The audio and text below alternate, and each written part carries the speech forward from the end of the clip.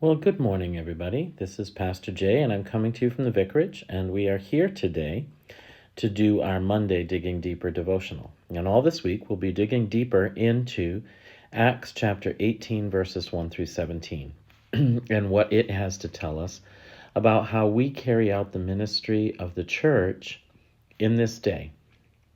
So, this is the story of Paul in the city of Corinth.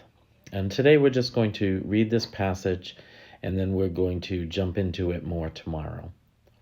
So let's look at Acts chapter 8, verses 1 through 17. So after Paul had gone to Thessalonica and Berea and Athens, Paul left Athens and went to Corinth. There he met a Jew named Aquila, a native of Pontus, who had recently come from Italy with his wife Priscilla, because Claudius had ordered all Jews to leave Rome. Paul went to see them, and because he was a tent maker as they were, he stayed and worked with them. Every Sabbath he reasoned in the synagogue, trying to persuade Jews and Greeks. When Silas and Timothy came from Macedonia, Paul devoted himself exclusively to preaching, testifying to the Jews that Jesus was the Messiah. But when they opposed Paul and became abusive, he shook out his clothes in protest and said to them, "Your blood be on your own heads. I am innocent of it. From now on I will go to the Gentiles." Then Paul left the synagogue and went next door to the house of Titius Justus, a worshiper of God. Crispus, the synagogue leader, and his entire household believed in the Lord, and many of the Corinthians who heard Paul believed and were baptized. One night the Lord spoke to Paul in a vision.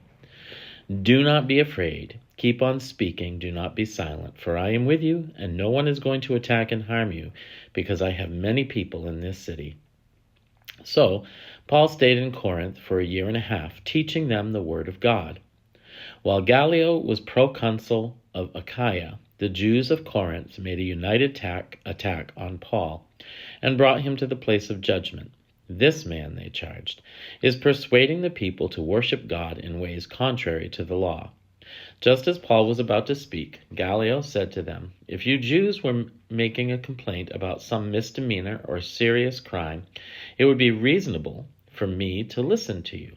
But since it involves questions about words and names and your own law, settle the matter yourselves.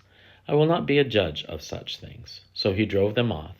Then the crowd there turned on Sosthenes, the synagogue leader, and beat him in front of the proconsul, and Gallio showed no concern whatever. Paul stayed on in Corinth for some time. All right, so we'll continue talking about this tomorrow and all the lessons we have to learn from Paul's time in Corinth. Until we meet again, God bless you and be at peace.